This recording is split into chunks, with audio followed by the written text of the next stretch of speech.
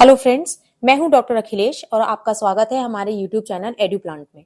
तो आज हम बात करेंगे एक्सपेरिमेंटल रिसर्च के बारे में। तो इससे पहले हम बात कर चुके हैं डिस्क्रिप्टिव रिसर्च की।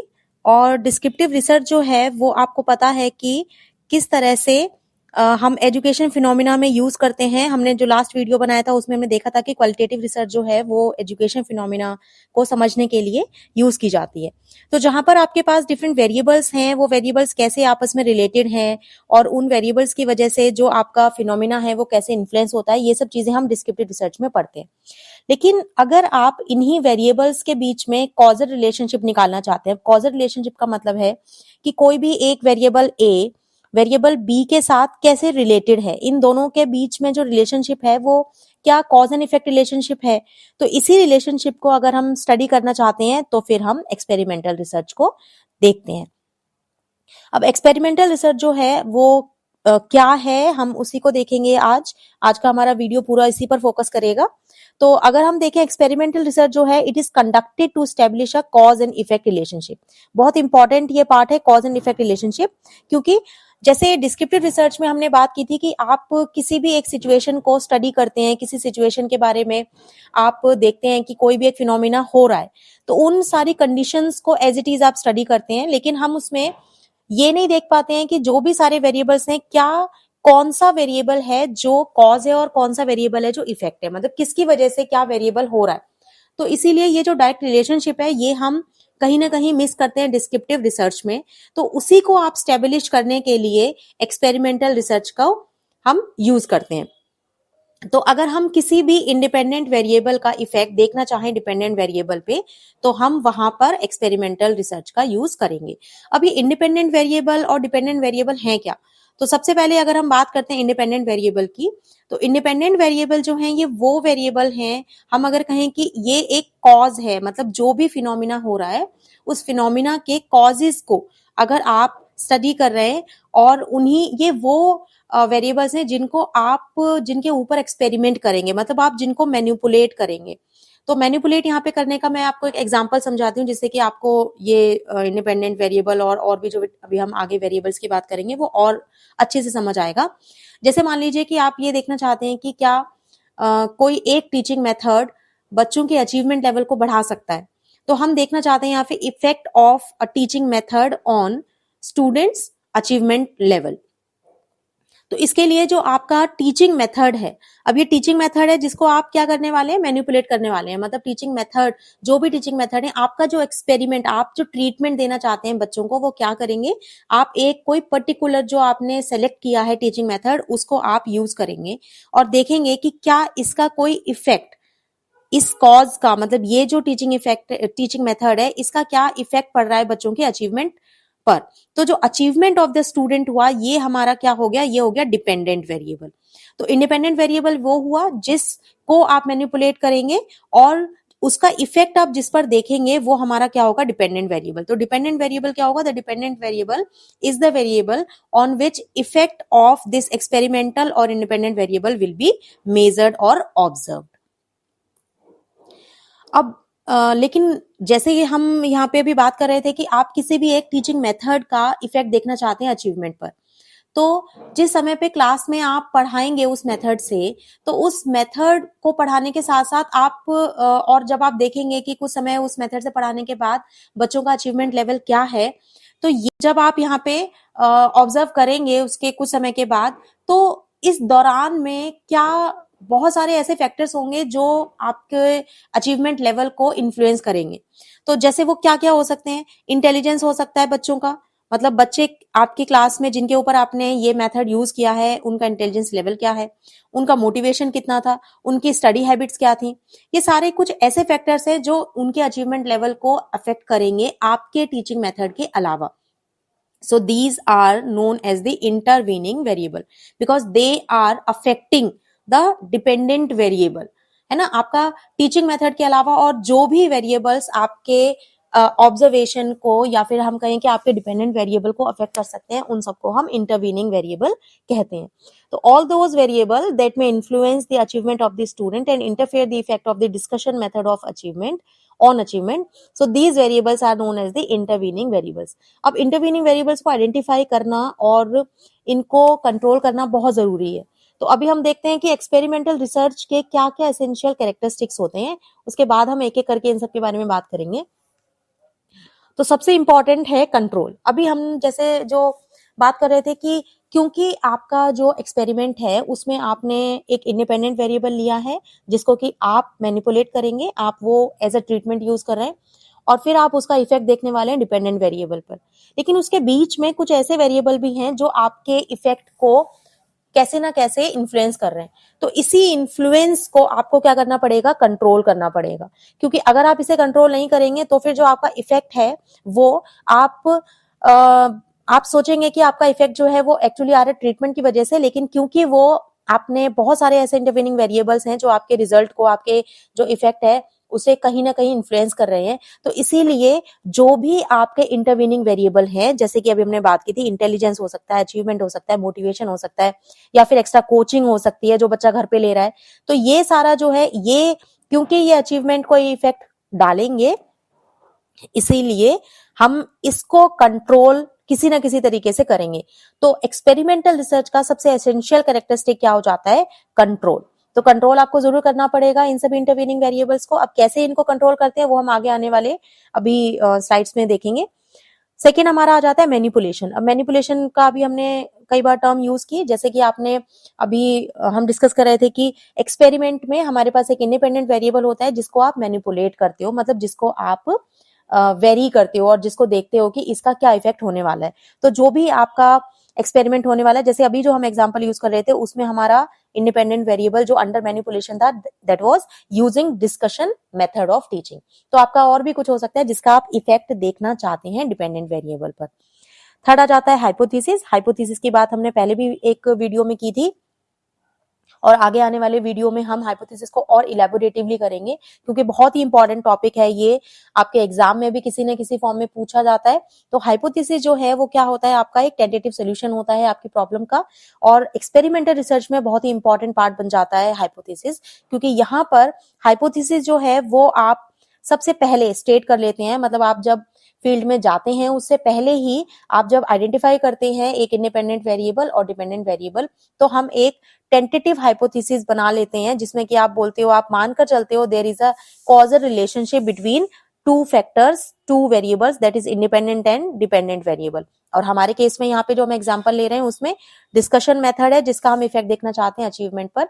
तो एक हम ये अगर इसी प्रॉब्लम को लेकर जाते हैं तो हमारा हाइपोथेसिस क्या होगा, there will be a significant relationship between discussion method and achievement of student, या फिर हम कहें कि कितना इफेक्ट वो डालता है, तो इसका जो डिस्कशन मेथड है उसका एक सिग्निफिकेंट इफेक्ट होता है अचीवमेंट पर स्टूडेंट्स की। तो ये एक हमारी हाइपोथेसिस हो जाएगी। उसके बाद नेक्स्ट आता है ऑब्जर्वेशन। तो जो भी हमने अभी तक मैनिपुलेशन किया है, जो ट्रीटमेंट दिया है, तो उस ट्रीटमेंट के बाद अब हम देखेंगे कि जो भी आप इंडिपेंडेंट वेरिएबल को मैनिपुलेट कर रहे थे उसका क्या इफेक्ट आया है डिपेंडेंट वेरिएबल पर। तो जो डिपेंडेंट वेरिएबल है उस पर जो इफेक्ट ऑब्जर्व किया जा रहा है तो वो हमारा नेक्स्ट एक कैरेक्टरिस्टिक बन जाता है। और इस जरूरी नहीं है कि हम ये सिर्फ ऑब्जर्वेशन से करें। ऑब्जर्वेशन का मतलब है यहाँ पे कि आप जो इफेक्ट को देख रहे हैं वो मेजर किया जा सकता है किसी तरीके से, मतलब जो भी आपका इफेक्ट है उसको आप यहाँ पर देख रहे हैं। उसके बाद एक फिफ्थ जो आपका कैरेक्टरिस्टिक रहता है एक्सपेरिमेंटल रिसर्च का वो है रेप्लिकेशन। बहुत ही इंपॉर्टेंट कैरेक्टरिस्टिक है एक्सपेरिमेंटल रिसर्च का, क्योंकि ये एक हम कहेंगे यूनिक फीचर है एक्सपेरिमेंटल रिसर्च का। हम एक्सपेरिमेंटल रिसर्च में आप एक एक्सपेरिमेंटल सेटअप में काम कर रहे हैं जहां पर कि आप कुछ कंडीशंस प्रोवाइड कर रहे हैं और उसके बाद आप एक उसका इफेक्ट देख रहे हैं, और फिर आप उसको जनरलाइज करके ये कह सकते हो कि जो भी आपने एक इंडिपेंडेंट वेरिएबल लिया था उसका एक्चुअली इफेक्ट होता है डिपेंडेंट वेरिएबल पर। तो ये जो एक सेटअप आपने लगाया था, क्या ये हर एक जगह आप जनरलाइज कर सकते हो? मतलब आप ये जो आप इफेक्ट यहाँ पे कह रहे हो कि इस टीचिंग मेथड का इफेक्ट होता है बच्चों के अचीवमेंट पर, तो ये आप कितनी श्योरिटी से कह सकते हो, कितना आप इसको कंफर्म कह सकते हो। तो इसको हम जनरलाइज करने के लिए हमारे पास क्या है तरीके, रेप्लिकेशन है। मतलब आप इसको एक ही बार एक्सपेरिमेंट करके आप बहुत श्योरिटी से नहीं कह पाते हो कि ये जो आपका डिस्कशन मेथड है या जिस भी मेथड की आप बात कर रहे हैं वो उतना इफेक्टिव है बच्चों के अचीवमेंट लेवल को इंक्रीज करने में। तो हम क्या करते हैं, हम इसी तरीके के कई सारे एक्सपेरिमेंटल सेटअप लगाते हैं, मतलब सिमिलर सिचुएशन में और अलग अलग जगह पे, और आप फिर देखते हैं कि आप हर जगह पे अगर एक जैसा रिजल्ट आपको मिल रहा है, इसका मतलब आप यहाँ पे और ज्यादा श्योरिटी के साथ ये कह सकते हो कि आपका जो डिस्कशन मेथड है वो इफेक्टिव है बच्चों के अचीवमेंट लेवल को बढ़ाने के लिए। तो जनरलाइज करने के लिए जो एक्सपेरिमेंटल रिसर्च का जो रिजल्ट है, आप उसे अगर जनरलाइज करना चाहते हैं, then you will have to use this replication, जहां पे कि आप एक ही एक्सपेरिमेंट को अलग अलग सिचुएशन में, मतलब अलग अलग जगह पे आप उसे जनरलाइज दोबारा से रेप्लिकेट करेंगे जिससे कि आप उसे जनरलाइज कर सके। नेक्स्ट आपका आ जाता है एक्सपेरिमेंटल डिजाइन। एक्सपेरिमेंटल डिजाइन, अब जैसे हम बात कर रहे थे कि एक्सपेरिमेंट आप करना चाहते हैं कोई भी, तो उसके लिए आप कौन से डिजाइन चूज करेंगे। तो basically we have to plan, आप किस तरह से अपना एक्सपेरिमेंट को बढ़ाएंगे, कैसे आप इंडिपेंडेंट वेरिएबल और डिपेंडेंट वेरिएबल को मेजर करेंगे। तो ये सारी जो चीजें, क्या आपका सैंपल होगा, किन बच्चों के साथ या किन लोगों के साथ आप अपनी ये एक्सपेरिमेंट को करना चाहते हैं। तो पूरा जो भी हम बात कर रहे हैं कि एक्सपेरिमेंट की प्लानिंग क्या है आपकी, तो उसे हम कहते हैं एक्सपेरिमेंटल डिजाइन। तो एक्सपेरिमेंटल डिजाइन डिफरेंट टाइप्स की हैं, लेकिन उससे पहले हम देखें कि जो भी आप एक्सपेरिमेंटल डिजाइन सेलेक्ट करेंगे, आपको कुछ चीजें ध्यान में रखनी पड़ेंगी, और वो आपका ध्यान में रखने वाली जो चीजें हैं वो क्या है, वो ऐसे आपका एक्सपेरिमेंटल डिजाइन होनी चाहिए जिससे कि आपका जो ट्रीटमेंट वेरिएंस है वो मैक्सिमाइज हो सके, ठीक है, और जो आपका एरर वेरिएंस है वो मिनिमाइज हो सके। अब ये है क्या, ट्रीटमेंट वेरिएंस क्या है, एरर वेरिएंस क्या है, जिसे हम कह रहे हैं कि ट्रीटमेंट वेरिएंस आपका मैक्सिमाइज हो सके, एरर वेरिएंस जो है वो मिनिमाइज हो सके। तो हम इनको समझते हैं पहले। ट्रीटमेंट वेरिएंस क्या है? ट्रीटमेंट वेरिएंस, जैसे कि समझ आ रहा है, वेरिएंस मतलब difference. So this is the shift in the dependent variable that is mainly attributed to the treatment. मतलब आपने जो भी ट्रीटमेंट दिया है आपकी सैंपल को, उसकी वजह से डिपेंडेंट वेरिएबल में जो भी चेंज आया है, तो वो जो डिफरेंस की हम बात कर रहे हैं वो हमारा ट्रीटमेंट वेरिएंस कहलाता है। और दूसरी तरफ क्या है, एरर वेरिएंस, क्योंकि हमने अभी बात की थी कुछ इंटरवीनिंग वेरिएबल्स की भी। तो इंटरवीनिंग वेरिएबल्स जो हैं, आप क्योंकि एक एक्सपेरिमेंट में आप कितना कंट्रोल कर पाएंगे इंटरवीनिंग वेरिएबल को, इस चीज पर डिपेंड करेगा आपका एरर वेरिएंस।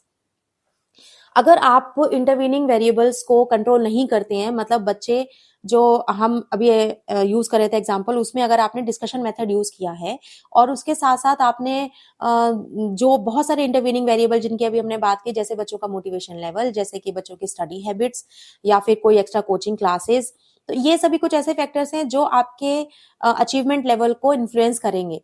तो आप जो ट्रीटमेंट दे रहे हैं, जो डिस्कशन मेथड यूज कर रहे थे, तो अगर मान लीजिए कि बच्चे आपने कुछ समय तक डिस्कशन मेथड से पढ़ाया और बच्चों का अचीवमेंट लेवल बढ़ भी गया, लेकिन क्योंकि आपने इंटरवीनिंग वेरिएबल तो कंट्रोल नहीं किए थे, आपने वहां पे तो देखा ही नहीं था कि बच्चे जो हैं वो पहले से बहुत मोटिवेटेड थे, जो आपने ली थी क्लास वो तो बहुत ही एक इंटेलिजेंट बच्चों की क्लास थी, या फिर अगर हम कहें कि वो सारे बच्चे जो हैं वो एक्स्ट्रा क्लासेस कहीं पर होम ट्यूशन ले रहे थे। तो इस तरीके से जो भी आपके इंटरवीनिंग वेरिएबल्स हैं, अगर आपने उन्हें कंट्रोल नहीं किया तो आप यहाँ पे एरर वेरिएंस को बढ़ा देते हैं। तो एरर वेरिएंस को बढ़ाने का मतलब ये हुआ कि आप जो एट्रीब्यूट कर रहे थे कि भाई डिस्कशन मेथड की वजह से ही आपका जो बच्चे हैं वो उनका अचीवमेंट लेवल बढ़ा है, बल्कि यहाँ तो कुछ गड़बड़ है, क्योंकि यहाँ पे आप इंटरवीनिंग वेरिएबल जो है वो उन्होंने इन्फ्लुएंस किया है अचीवमेंट लेवल को, ना कि ट्रीटमेंट की वजह से वो अचीवमेंट लेवल बढ़ा है। So error variance is the effect of intervening variables, जो कि हम मिस्टेक करते हैं ट्रीटमेंट के साथ, ठीक है। तो हमें जो भी आप एक्सपेरिमेंटल डिजाइन ले रहे हैं, हमारा यहाँ पे क्या ऑब्जेक्टिव होगा, to minimize this error variance. Error variance को हमें मिनिमाइज करना पड़ेगा और ट्रीटमेंट वेरिएंस को हमें मैक्सिमाइज करना पड़ेगा, ठीक है। अब हम कैसे हम इसे कर सकते हैं, अब यही जो मैंने आपको दो फैक्टर बताए कि एरर वेरिएंस को मिनिमाइज करना है और आपको अपना ट्रीटमेंट वेरिएंस को बढ़ाना है, this is called the validity of the experimental design, ठीक है। तो वैलिडिटी जो है वो क्या होती है कि आप जिस भी पर्पस के लिए आपने अपना एक्सपेरिमेंटल डिजाइन किया था, आप जो एक्सपेरिमेंट कर रहे थे, आपका जो पर्पस था वो था कि आप किसी एक मेथड को उसके अचीवमेंट, जो बच्चों का अचीवमेंट है, देखना चाहते थे कि वो कितना इफेक्टिव है। तो आप उसी वैलिडिटी, मतलब जो उसका पर्पस है, जो उस एक्सपेरिमेंट का वो ये पर्पस था कि टू ऑब्जर्व या फिर to establish the effect of this discussion method on the achievement level of the student. तो क्या आपका जो एक्सपेरिमेंटल डिजाइन है वो उसको इसी पर्पस को सॉल्व कर रहा है? मतलब आपका जो एक्सपेरिमेंट है उससे आप बहुत श्योरिटी के साथ ये कह सकते हैं कि yes, this is the method which is actually affecting the achievement level of the student. क्योंकि वहां पर आपने क्या किया कि जो भी आपका एरर वेरिएंस था वो कम से कम कर दिया। तो आप वैलिडिटी अगर बढ़ाना चाहते हैं तो इसका मतलब यही है कि आपने जो भी ट्रीटमेंट वेरिएंस लिया है, ट्रीटमेंट वेरिएंस आपका एक्चुअली में ज्यादा होना चाहिए। तो यहाँ पे ये हमने एक एग्जांपल दिया हुआ है जिसको अगर आप देखेंगे और हम इसी एग्जांपल को लेके आगे थोड़ा सा डिस्कस करेंगे। तो ये वाला एग्जांपल मैं थोड़ा सा जल्दी पढ़ देती हूँ जिससे कि आगे जो हम इसका रेफरेंस देंगे तो आपको अच्छे से समझ आ सके। Suppose a researcher wants to study the effect of a remedial program on the achievement of the 10th grade students। तो एक रेमेडियल प्रोग्राम का हम इफेक्ट देखना चाहते हैं बच्चों के अचीवमेंट पे 10th क्लास के। तो उसके लिए हमने क्या किया कि जब सेशन शुरू हुआ है तो हमने एक ग्रुप ले लिया जिसमें कि 100 स्टूडेंट्स थे और सभी जो स्टूडेंट थे उनका कुछ मैथ्स में बहुत कम स्कोर आया हुआ था। तो इसीलिए अब हमने क्या किया, उनको रेमेडियल प्रोग्राम उनके लिए स्टार्ट किया और 6 महीने तक उनको रेमेडियल प्रोग्राम दिया गया। अब जो भी बच्चे उसमें पार्टिसिपेट कर रहे थे उनको जब हमने शुरू किया था रेमेडियल प्रोग्राम तो उनको एक टेस्ट दिया गया था जिससे कि हमें पता चल सके कि वो कहाँ पे स्टैंड करते हैं। और फिर 6 महीने के बाद हमने दोबारा से उनको एक अचीवमेंट टेस्ट दिया। तो ये जो अचीवमेंट टेस्ट पहले दिया गया था उसे हम प्री टेस्ट बोलते हैं और जो एक्सपेरिमेंट के बाद या जो ट्रीटमेंट के बाद हम देते हैं उसे पोस्ट टेस्ट बोलते हैं। तो दोनों आप जब देखोगे स्कोर्स तो आप देख रहे हो there is a great shift in the scores of the student. मतलब इनिशियल प्री टेस्ट में और पोस्ट टेस्ट के जो आपके जो स्कोर आए हैं उनमें काफी डिफरेंस है। तो क्या ये जो डिफरेंस है that is due to the treatment?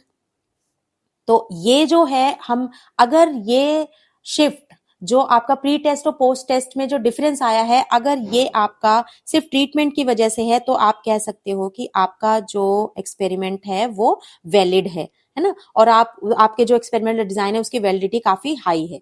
तो हम इसी को आगे देखेंगे कि कैसे हमारी वैलिडिटी को हम बढ़ा सकते हैं।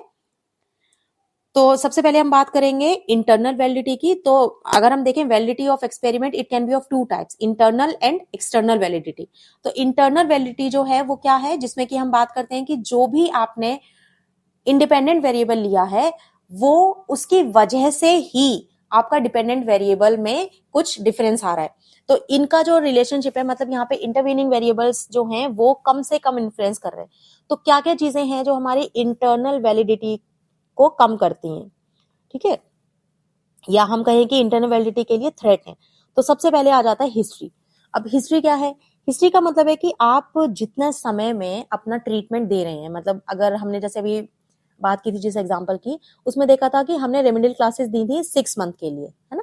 तो ये जो 6 मंथ्स के लिए जो आपने क्लासेस दी थी वो 6 मंथ में आप जो बच्चे हैं उनके साथ और भी कुछ अगर स्पेशल इवेंट हुए, अब वो स्पेशल इवेंट हमारे कई सारे तरीके के हो सकते हैं। जैसे कि अगर इसी दौरान इन 6 महीनों में हो सकता है बच्चे जो है वो उनका कोई एक्सकर्शन गया हो, ठीक है, एक्सकर्शन मतलब कहीं टूर पिकनिक पर गए हैं, या फिर हो सकता है कि इन 6 महीनों में बच्चों को एक्स्ट्रा क्लासेस दी गई हों उनके स्कूल में ही, मतलब जो आप रेमेडियल क्लासेस दे रहे हैं उनके अलावा कुछ एक्स्ट्रा क्लासेस हो सकती हैं, कहीं एक्सकर्शन की बात की हमने।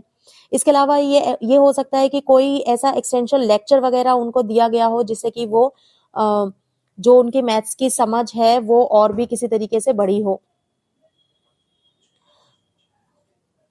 तो ये जो सारे मेथड हैं, इन सभी मेथड से क्या हो सकता है कि आपकी जो अचीवमेंट लेवल है वो अफेक्ट हो सकती है ना। तो हम जो बात कर रहे थे कि आपका अचीवमेंट लेवल सिर्फ आपके उस मेथड की वजह से अफेक्ट हुआ है, या जो रेमेडियल क्लासेस आप ने दी थी बच्चों को उनकी वजह से क्या बच्चों का स्कोर जो है वो बढ़ गया है?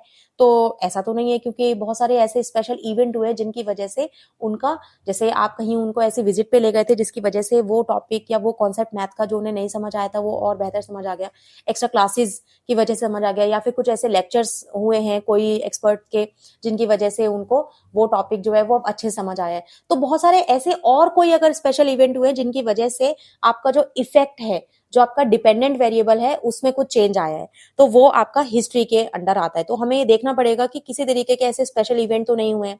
दूसरा क्या है, मैच्योरेशन। अब मैच्योरेशन क्या है कि अगर आपने इन जो 6 महीनों में आप रेमेडियल क्लासेस दे रहे थे उस दौरान बच्चों के मैच्योरिटी लेवल, मतलब बच्चों में कोई साइकोलॉजिकल कुछ चेंज आया हो, ठीक है, तो यहाँ पे साइकोलॉजिकल जो फैक्टर्स हैं वो हमें देखने पड़ेंगे। साइकोलॉजिकल चेंजेस हो क्या सकते हैं, जैसे बच्चे जो है बहुत मोटिवेटेड फील करने लगे हों, जैसे मान लीजिए उनके एग्जाम आने वाले थे, या फिर हो सकता है कि कुछ ऐसे रिवॉर्ड्स उनको दिए जाने लगे हों जिससे कि अब वो और पढ़ने में इंटरेस्ट उनका बढ़ गया, या फिर ऐसा हो सकता है कि उनका जो टीचर पहले पढ़ाता था वो टीचर बदल गया है, तो अब जो नया टीचर पढ़ाता है उसका पढ़ाने का तरीका कुछ और हो गया है।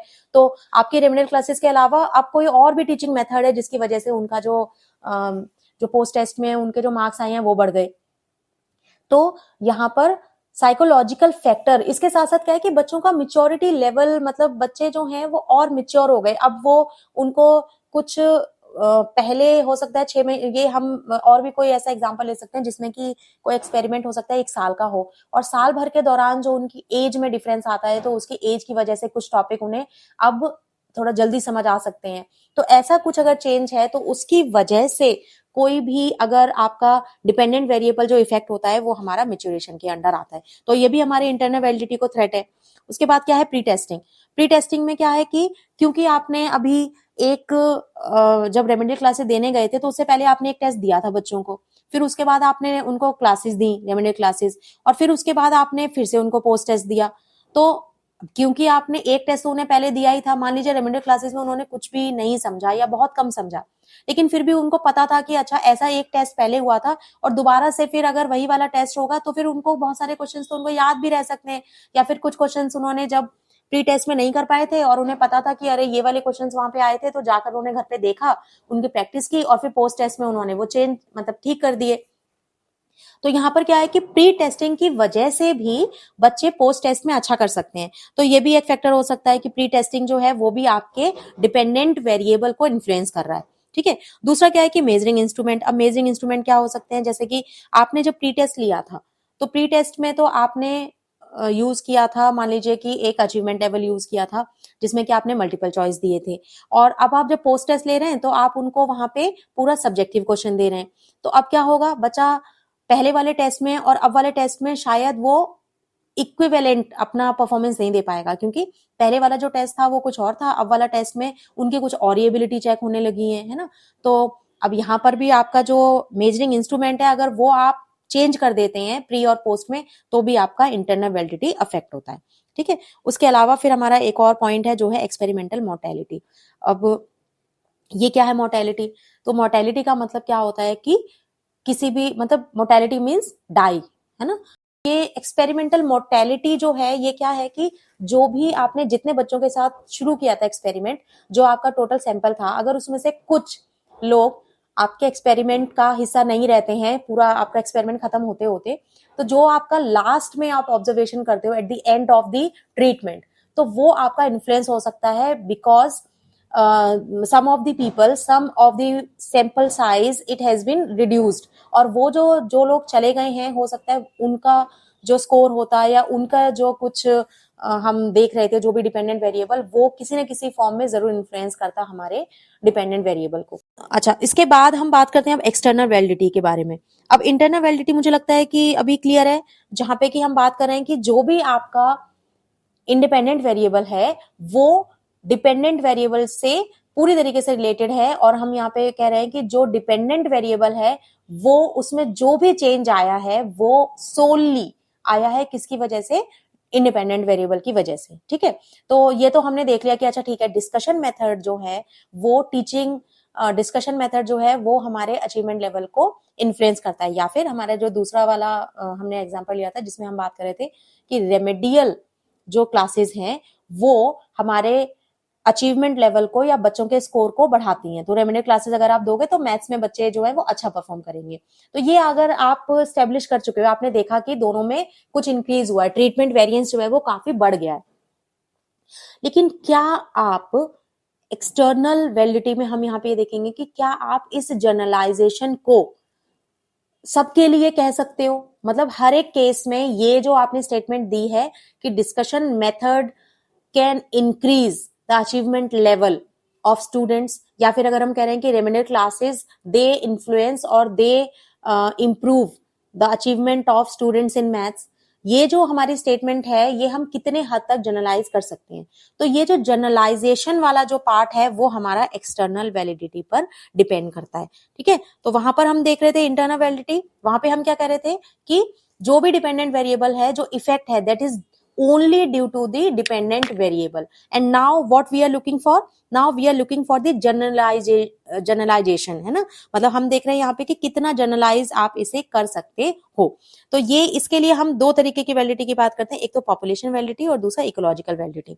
पॉपुलेशन वैलिडिटी का मतलब क्या है कि जो भी आपने एक्सपेरिमेंट किया है, आप कितने लोगों तक, कितनी बड़ी पॉपुलेशन तक आप उसको जनरलाइज कर सकते हैं। तो यहाँ पे आपको देखना पड़ेगा कि जो भी आपके पॉपुलेशन थी, जो आपका सैंपल था, उसके कैरेक्टरिस्टिक जितनी बड़ी पॉपुलेशन में है ना?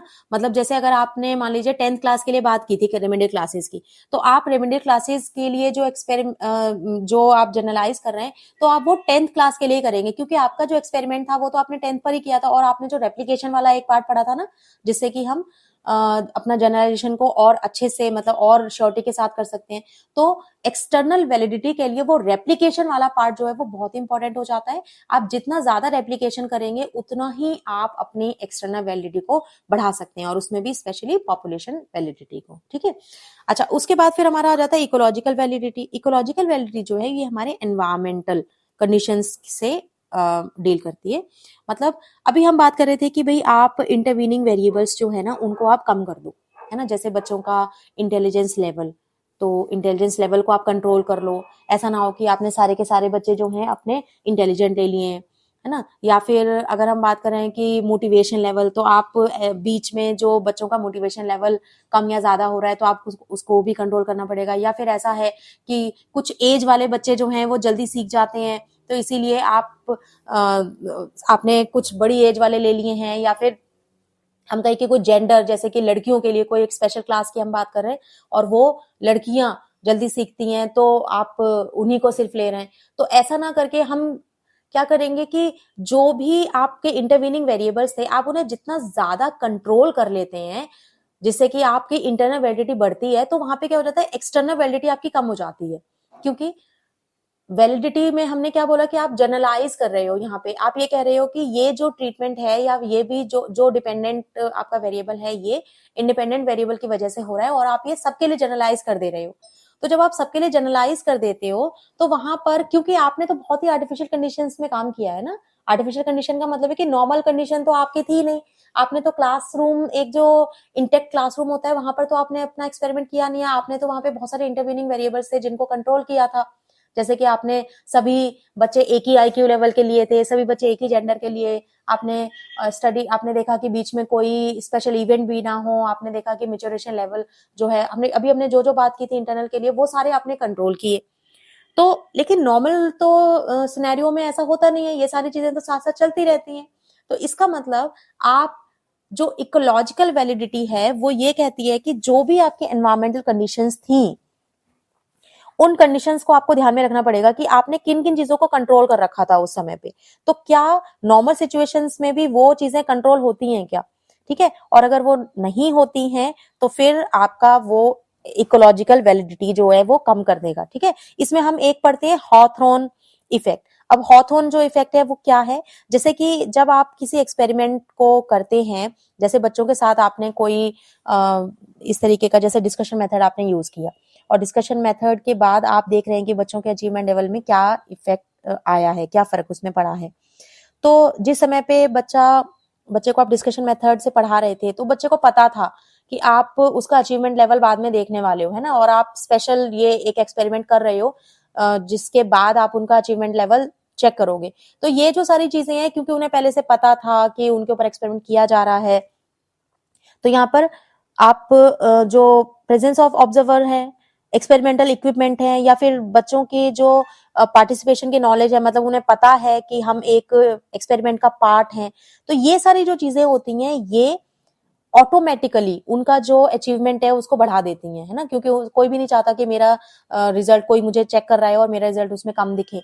तो इसी इन सारी चीजों की वजह से जो आपका नॉर्मल बिहेवियर है वो चेंज हो जाता है, और इसी को हम कहते हैं हॉथॉर्न इफेक्ट। ठीक है, तो हॉथॉर्न इफेक्ट जो है ये इंपॉर्टेंट है एग्जाम के पॉइंट ऑफ व्यू से। इसको इसके ऊपर शॉर्ट नोट जैसा भी आता है, कई बार इसको डिफाइन करना या फिर इससे रिलेटेड कोई भी कुछ फॉर्म में क्वेश्चन पूछ लिया जाता है।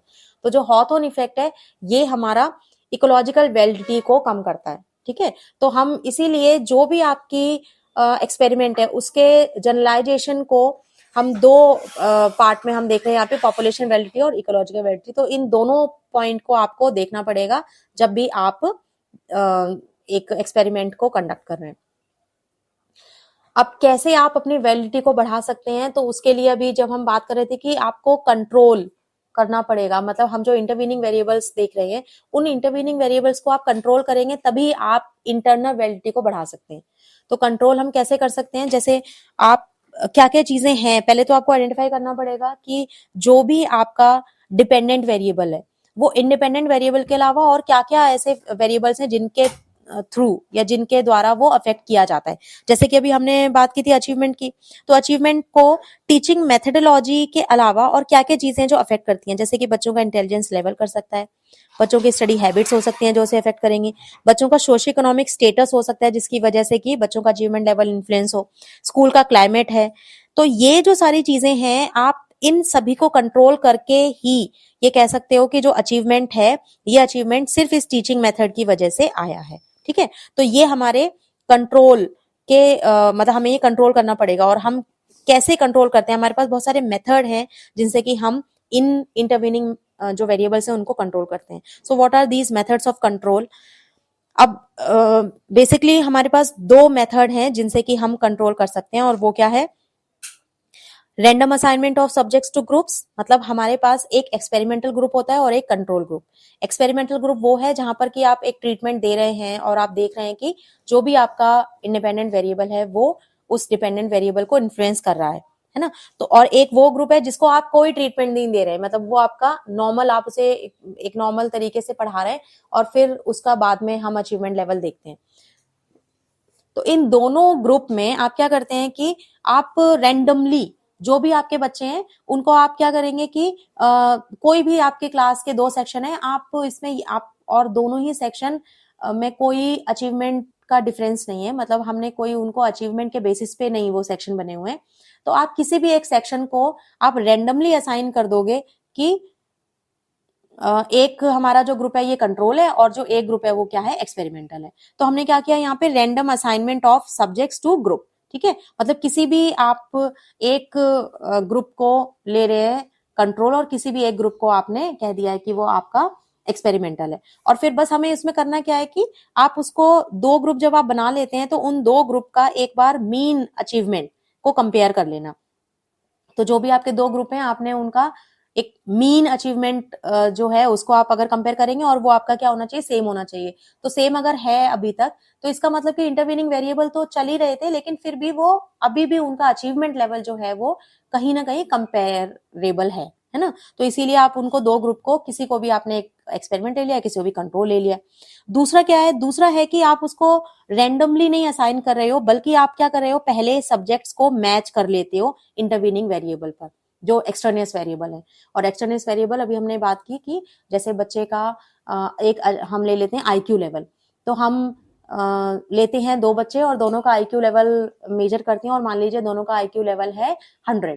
तो एक का 100 है, एक का 99.8 है, तो कंपेरेबल है दोनों का। और दोनों में से हम दो ग्रुप हमारे पास हैं, हमने मान रखा है कि एक ग्रुप हम कंट्रोल बनाएंगे, एक एक्सपेरिमेंटल बनाएंगे। तो एक बच्चे को आपने एक्सपेरिमेंटल में डाल दिया और एक को हमने कंट्रोल में डाल दिया।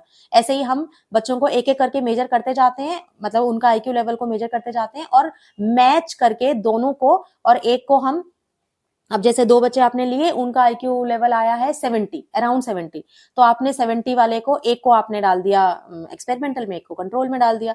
तो इस तरीके से अब यहाँ पर आप क्या कर रहे हैं, आपके जो भी एक्सट्रेनियस वेरिएबल हैं आप उनको, उन पर बच्चों को मैच कर रहे हैं, जो भी आपके सैंपल है उसको, उनको मैच करते हैं और एक एक करके जहां भी आपको 2 मिल जाते हैं कि ये दोनों आपस में मैचिंग एक पेयर है, तो एक को आप डाल देते हैं एक्सपेरिमेंटल में और एक को आप डाल देते हैं कंट्रोल में। और ये भी रैंडम असाइनमेंट है, मतलब आपने दोनों में से किसी को भी आपको रैंडमली डालना है एक्सपेरिमेंट में और कंट्रोल में। तो यहाँ पर 2 तरीके के हमने देखे कंट्रोल। एक, आप क्या कर रहे हो, यहाँ पे आप बच्चों को किसी भी चीज में मेजर नहीं कर रहे हो, क्योंकि पहले से इंटरवीनिंग वेरिएबल्स होने के बावजूद भी वो, उनका जो मीन है टोटल ग्रुप का वो सेम आ रहा है, तो इसीलिए आपने उनको रैंडमली, एक ग्रुप जो इंटैक्ट है आपने उसको एक्सपेरिमेंटल बना दिया है, एक को आपने कंट्रोल बना दिया है, और फिर उसके बाद आप उनको उनके ऊपर अपना, एक को एक्सपेरिमेंट ट्रीटमेंट दे रहे हैं, एक को नहीं दे रहे हैं। और दूसरे में आप क्या करें, आप उनको सभी इंटरवीनियस जो वेरिएबल है, एक्सटर्नस वेरिएबल, उनके ऊपर मेजर करते हैं और उनको मैच करते हैं। जब वो बिल्कुल सेम होते हैं तब एक को आप कंट्रोल में डालते हैं और एक को आप डालते हैं एक्सपेरिमेंट में। ठीक है, तो ये 2 तरीके हैं जिससे कि हम कंट्रोल कर सकते हैं जो हमारे एक्सटर्नियस वेरिएबल हैं उनको। तो आई होप ये वीडियो आपको पसंद आया होगा, और आपके जो भी कुछ डाउट्स हैं या जो क्वेरीज हैं वो आप हमें कमेंट बॉक्स में लिख सकते हैं, और आपको ये वीडियो कैसा लगा ये भी बता सकते हैं। और अगर आपको वीडियो पसंद आई हो तो आप लाइक करें वीडियो को, चैनल को सब्सक्राइब करें, और आगे आने वाले वीडियोज़ में हम और बात करेंगे एजुकेशन रिसर्च के इंपॉर्टेंट टॉपिक्स की। आज के लिए इतना ही, थैंक यू।